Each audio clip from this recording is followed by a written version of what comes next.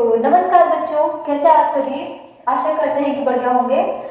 हम पढ़ रहे थे अपनी कक्षा 9 की एनसीईआरटी का दूसरा अध्याय जिसका नाम है बहुपद। इसमें हम लोगों ने कल एक वीडियो बनाया था जिसमें हम लोगों ने इसका परिचय और इसमें जो एक उदाहरण दिया हुआ था वो पढ़े थे। आज हम पढ़ेंगे प्रश्नावली। वो लिखना भूल गए, चलिए यहाँ लिख देते हैं प्रश्नावली 2.1। ठीक, प्रश्नावली 2.1 पढ़ेंगे। उसमें जितने भी प्रश्न दिए हुए हैं वो सारे देखेंगे। तो इसका पहला प्रश्न है, निम्नलिखित व्यंजकों में कौन कौन एक चर में बहुपद है और कौन कौन नहीं है। कारण के साथ अपने उत्तर दीजिए। तो कल हम लोगों ने पढ़ा था कि एक चर में कौन से बहुपद होते हैं, चर क्या होते हैं, अचर क्या होते हैं।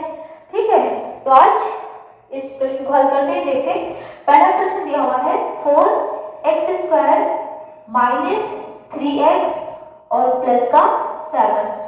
अब देखिए इसमें आपको कितने चर दिख रहे हैं, तो आप बोलेंगे एक ही चर दिख रहा है, वो कौन सा है, x है। ठीक है, तो क्या बोलेंगे कि ये बहुपद एक चर में बहुपद है और किस चर में है, x चर में। तो क्या बोलेंगे, x चर में बहुपद है। तो यह बहुपद होगा, x चर में बहुपद है। ठीक है, दूसरा क्या दिया हुआ है, y² प्लस √2। तो इसमें बताइए कितने चर दिख रहे हैं।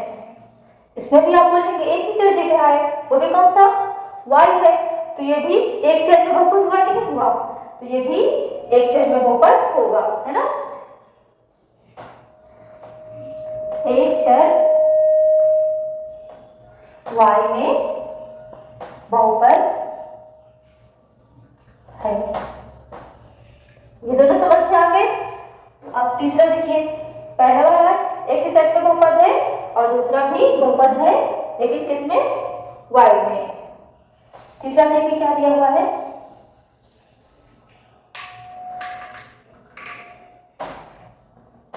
(3√t plus t√2). तो आप लोग पहले ये बताइए कि क्या यह एक बहुपद है या नहीं है।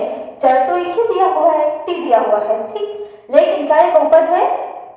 तो आप बोलेंगे नहीं, यह एक बहुपद नहीं है, क्योंकि बहुपद होने के लिए हम लोगों ने पढ़ा था कि जो चर का घातांक होता है वह एक पूर्ण संख्या होनी चाहिए। लेकिन यहाँ पे देखेंगे तो t की पावर, अरे √2 को क्या लिखते हैं, रूट को 1/2 ही तो लिखते हैं पावर में। वैसे √2 लिखा हुआ है तो इसको लिख सकते हैं 2 की पावर 1/2। तो यहाँ पर √t लिखा हुआ है यानी t की पावर 1/2।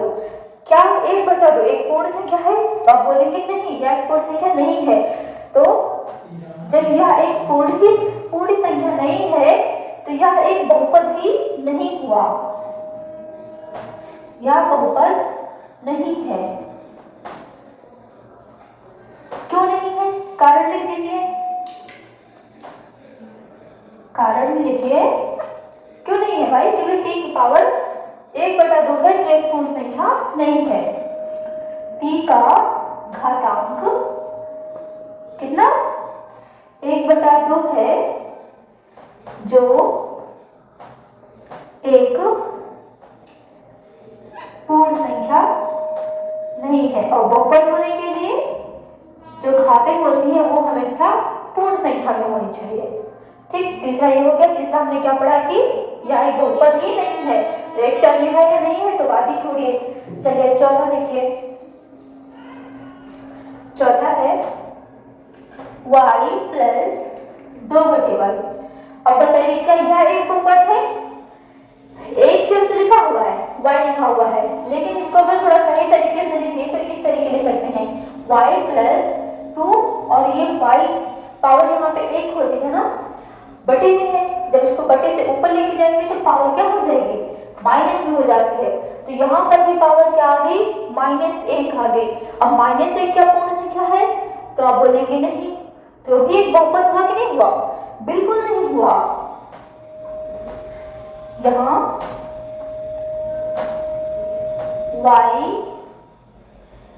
y का घातांक -1 है जो एक पूर्ण संख्या नहीं है।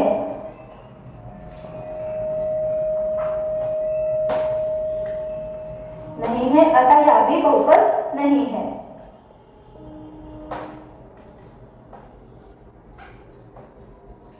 बहुपद नहीं है।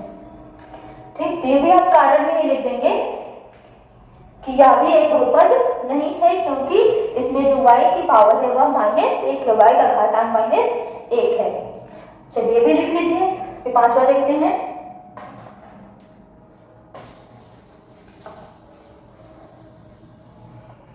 देखिए पांचवा क्या दे रखा है, x की पावर 10 प्लस y की पावर 3 प्लस t की पावर 5। तो बताइए इसमें आपको कितने चर दिख रहे हैं? तो आप बोलेंगे 1 2 3, यहाँ पर आपको 3 चर दिख रहे हैं, मतलब यह एक बहुपद तो है। लेकिन पूछा था कि एक चर में, तो क्या एक चर में बहुपद है? तो बोलेंगे नहीं, यह 3 चर में बहुपद है भाई। तो क्या लिखेंगे, या बहुपद तो है लेकिन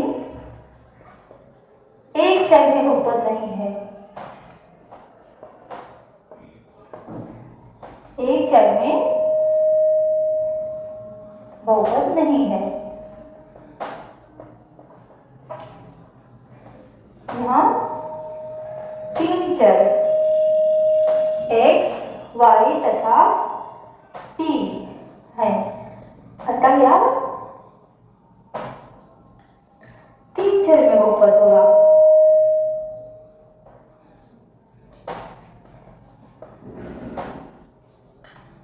तीन चरों में बहुपद है। बात आगे समझ में? इसमें तो बहुपद तो है, लेकिन यहाँ 3 चर में बहुपद है, x, y और t में।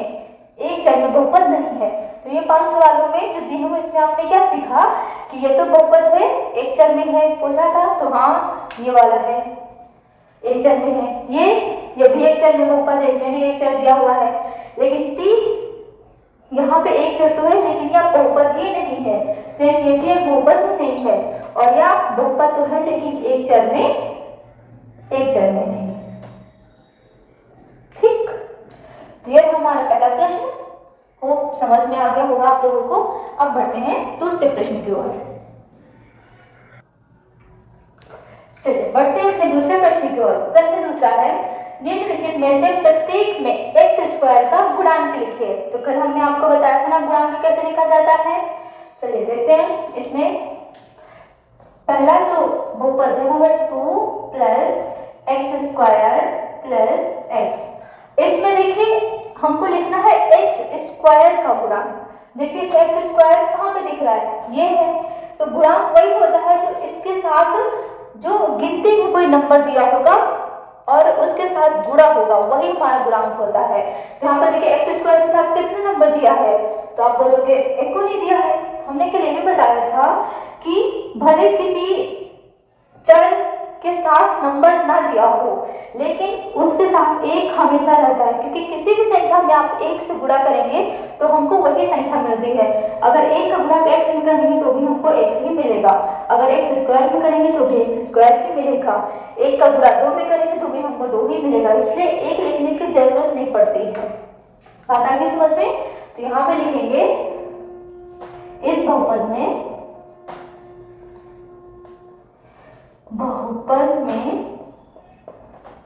x² का गुणांक कितना है, +1 है। क्योंकि हालांकि हमें प्लस दिखाने की जरूरत नहीं पड़ती है, लेकिन अगर हम ये नहीं दिखाएंगे तो हम माइनस वाला भी नहीं दिखाएंगे, लेकिन माइनस को दिखाने की जरूरत पड़ती है, इसलिए प्लस दिखाने में कोई बुराई नहीं है। तो हम लिख सकते हैं +1 है या फिर 1 है, दोनों चलेगा। दूसरा देखिए इसी तरीके का है 2 - x² प्लस x³। अब इसमें आप x² देखिए तो बोलेंगे ये लिखा हुआ है, तो अब इसमें x² का गुणा क्या आएगा, यहाँ तो प्लस था इसलिए +1 लिख दिया, लेकिन यहाँ पे माइनस है और कोई नंबर दिया नहीं है, तो मतलब क्या होगा, -1 होगा। इस बहुपद में एक्स स्क्वायर का गुणांक क्या है, -1 है, क्योंकि यहाँ पे एक्स के आगे कौन सा निशान है, माइनस का है, इसलिए माइनस, यहाँ पे प्लस का निशान इसलिए प्लस। तीसरा देखिए, इतना आगे समझ में, चलिए तीसरा देखते हैं।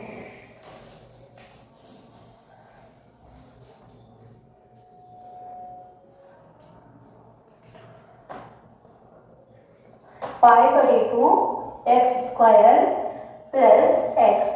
तो यहाँ पे एक्स स्क्वायर कहाँ लिखा है, ये लिखा है एक्स के साथ किसका गुणा हुआ है, पाई बटे 2 का, तो यही एक्स स्क्वायर का क्या हो जाएगा, गुणांक हो जाएगा। इस बहुपद में एक्स स्क्वायर का गुणांक प्लस पाई बटे 2 है। प्लस क्यों लगाया, क्योंकि हमने बताया प्लस को भी आगे लिखाने की जरूरत नहीं पड़ती है, अगर वो सिर्फ आगे लिखा हुआ है, उसके आगे कोई नंबर नहीं है तो, लेकिन अगर उसके आगे कोई नंबर लिखा हुआ है तो उनको बीच में निशान लगाने की जरूरत पड़ती है। तो यहाँ पे क्या होगा, प्लस पाई बटे 2। चौथा देखिए, √2 एक्स माइनस 1। अब यहाँ पे बोलेंगे एक्स स्क्वायर तो दिख ही नहीं रहा है, तो एक्स स्क्वायर का गुणांक क्या लगाएंगे, तो जब नहीं दिख रहा है तो हम 0 लिख देंगे भाई। इस बहुपद में एक्स स्क्वायर का गुणांक क्या होगा, 0 होगा। प्रश्न 2 समझ में आ गया। चलिए अब देखते हैं प्रश्न 3। प्रश्न 3, 35 घात के द्विपद का, क्या बोला, 35 की घात और कितना पद होने चाहिए, 2 पद होने चाहिए, द्विपद का, और 100 की घात के एक पद का एक उदाहरण दीजिए। तो पहले देखिए 35 की घात होनी चाहिए और पद कितने होने चाहिए, 2 पद होने चाहिए। तो ऐसा अपने आप कोई भी उदाहरण बना दीजिए जिसमें मान लीजिए x की घात हमने कितनी कर दी, 35, क्योंकि बोल के रखा है कि 35 की घात होनी चाहिए, x की घात 35 प्लस क्यों लगा है, क्योंकि 2 पद होने चाहिए, एक पद ये हो गया, दूसरा कुछ और लिख दीजिए, क्या लिख लेते हैं, मान लो 2 लिख देते हैं, ये भी बन गया है। इस तरीके आप कई सारे उदाहरण बना सकते हैं। 2y की पावर 35 प्लस y, इसमें भी 2 पद हो गए, लेकिन घात कितनी है, 35 है। और भी बना सकते हैं 3z की पावर 35 प्लस 5। इस तरीके आप अपने आप जोड़ के कितने भी उदाहरण बना सकते हैं।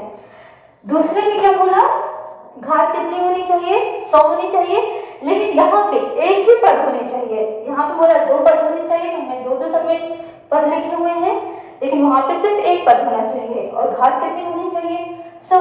क्या लिखते हैं, x की पावर 100 हो गया, या फिर y की पावर 100, या फिर z की पावर 100। इसके आगे कोई नंबर लगाने हैं तो भी आप लगा सकते हैं, 4 लगा दीजिए, 2 लगा दीजिए, 5 लगा दीजिए, कोई फर्क नहीं पड़ता। इसी तरह आप अनेकों उदाहरण बना सकते हैं अपने मन से। तो यह प्रश्न 3 जो कि बहुत सरल था। अब देखते हैं प्रश्न 4। प्रश्न 4 है, निम्नलिखित बहुपदों में से प्रत्येक बहुपद की घात लिखिए। तो घात आपने कल सीखा था, बहुपद की घात क्या होती है, जो भी बहुपद दिया होता है उसमें देखते हैं कि जो चर पद है उसमें सबसे ज्यादा घात किसकी है, जो जिस चर की सबसे ज्यादा घात होती है वही बहुपद की घात हो जाती है। देखिए जैसे यहाँ पे पहला उदाहरण दिया हुआ है, पहला प्रश्न दिया हुआ है 5x cube plus 4x square plus 7x। तो इसमें x की पावर कितनी है, 3 है, यहाँ पे x की पावर कितनी है, 2 है, यहाँ पे x की पावर कितनी है, तो आप बोलेंगे 1 है। तो इसमें बताओ 3 2 1 सबसे ज्यादा पावर किसकी है, तो आप बोलेंगे x की पावर 3 है। तो बहुपद की घात भी क्या हो जाएगी, 3 हो जाएगी। ठीक, यहाँ पे बहुपद की घात कितनी होगी, 3 होगी। दूसरे बताइए, इसमें तो एक ही चर दिया हुआ है और उसकी पावर कितनी है, 2 है, तो यहाँ पे घात कितनी हो जाएगी, 2 हो जाएगी, 2। यहाँ पे देखिए 5t माइनस √7, तो यहाँ पर भी एक ही चर दिया हुआ है और उसकी पावर कितनी है, 1 है, तो यहाँ पे बहुपद की घात कितनी हो जाएगी, बहुपद की घात 1 हो जाएगी। यहाँ पर तो कोई चर ही नहीं दिया है तो बहुपद की घात कितनी होगी, तो मान लेते हैं कोई भी चर दिया होगा, मान लेते हैं x दिया होगा, उसकी पावर अगर 0 की कर देंगे तो फिर इसका मान तो 1 आएगा, और 3 का 1 से गुणा करेंगे तो भी 3 ही आएगा। तो यहाँ पे बहुपद की घात कितनी हो जाएगी, 0 हो जाएगी। बहुपद की घात 0। जहाँ पे केवल एक नंबर दिया होता है, अचर पर दिया होता है, अगर उसमें मुझसे घात बताइए तो आप क्या लिख देंगे, सिंपल 0 लिख देंगे। ठीक, क्लियर है चौथा प्रश्न। अब देखते हैं पांचवा प्रश्न। अब आते हैं अपने पांचवें और अंतिम प्रश्न की ओर। बताइए कि निम्नलिखित बहुपदों में कौन कौन बहुपद रैखिक है, कौन कौन द्विघाती है और कौन कौन त्रिघाती है। तो देखिए रैखिक क्या होते हैं, द्विघाती क्या होते हैं, त्रिघाती क्या होते हैं। अगर बहुपद की घात कितनी हो, यहाँ पे लिख देते हैं बहुपद की घात अगर 1 होगी, ठीक, घात अगर कितनी होगी, 1 होगी, तो क्या होगा, रैखिक होगा। अगर बहुपद की घात कितनी होगी, 2 होगी, अभी हमने सीखा था ना बहुपद की घात क्या होती है, तो वो कैसा होगा, द्विघाती होगा। जो बहुपद की चर में सबसे ज्यादा पावर होती है, सबसे ज्यादा घात होती है, वही बहुपद की घात होती है। और अगर घात कितनी हुई, 3 हुई, तो क्या हुआ, त्रिघाती होगा। चलिए उसी को उदाहरण देखते हैं। पहला दिया हुआ है x² + x, तो इसमें बहुपद की घात कितनी है, बहुपद की जो घात है x में सबसे ज्यादा पावर देखेंगे तो वो है 2। तो यह बहुपद कैसा हुआ, रैखिक, द्विघाती की त्रिघाती, तो आप बोलेंगे यह बहुपद द्विघाती होगा। यहाँ बहुपद की घात कितनी है, 2 है, अतः यहाँ द्विघाती बहुपद है। ठीक, द्विघाती बहुपद है। इसी तरीके दूसरा देखते हैं, x - x³। तो यहाँ पे देखिए बहुपद की घात कितनी है, सबसे ज्यादा घात 3 है, तो यह कैसा हुआ, यह बहुपद त्रिघाती हुआ। यहाँ बहुपद की घात 3 है, अतः यह त्रिघाती बहुपद है।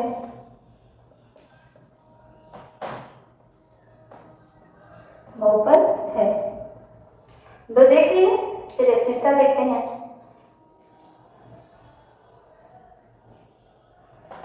तीसरा क्या दिया हुआ है, मिटा देते साथ में।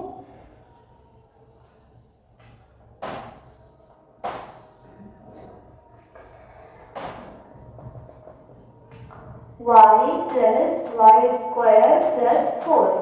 तो यहाँ पे देखिए, यहाँ पर भी बहुपद की जो सबसे ज्यादा पावर है, चर के सबसे ज्यादा पावर है वो 2 है, तो ये भी कैसा होगा, द्विघाती बहुपद होगा, क्योंकि यहाँ पे बहुपद की घात 2 है, अतः यह द्विघाती बहुपद होगा। इस तरीके चौथा देखते हैं। चौथा क्या है, 1 + x। यहाँ पे देखते हैं कि जो x की सबसे ज्यादा पावर है वो 1 है, तो यह कैसा बहुपद होगा, यह एक रैखिक बहुपद होगा।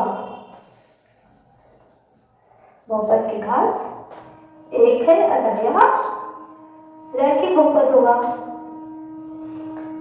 अब इसी तरीके पांचवा देखिए, इतना समझ में आ गया, चलिए पांचवा देखते हैं।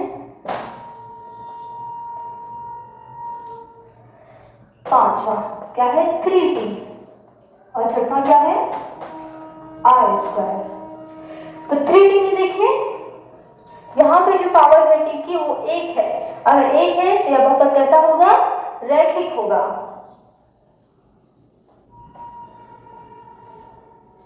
बहुपद की घात 1 अतः यह रैखिक बहुपद होगा।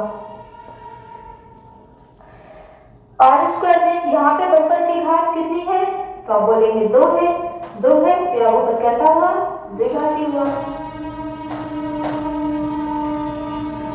चलिए इसको आप बताइए, सातवें वाले को, 7x³। यहाँ पे जो पावर है, घात है, वो कितनी है, 3 है, तो यह बहुपद कैसा होगा, त्रिघाती होगा। ठीक है, ये जो पहला बहुपद है वो कैसा होगा? द्विघाती। दूसरा त्रिघाती, क्योंकि घात कितनी है? 3 है। यहाँ पर देखिए धारे 2 है, यहाँ पे 3 है, यहाँ पर 2 है, तो क्या होगा? द्विघाती। यहाँ पे 1 है, तो क्या होगा? रैखिक। इसमें भी 1 है, ये भी क्या होगा? रैखिक। यहाँ पे 2 है, तो क्या होगा? द्विघाती। यहाँ पे 3 है, तो क्या होगा?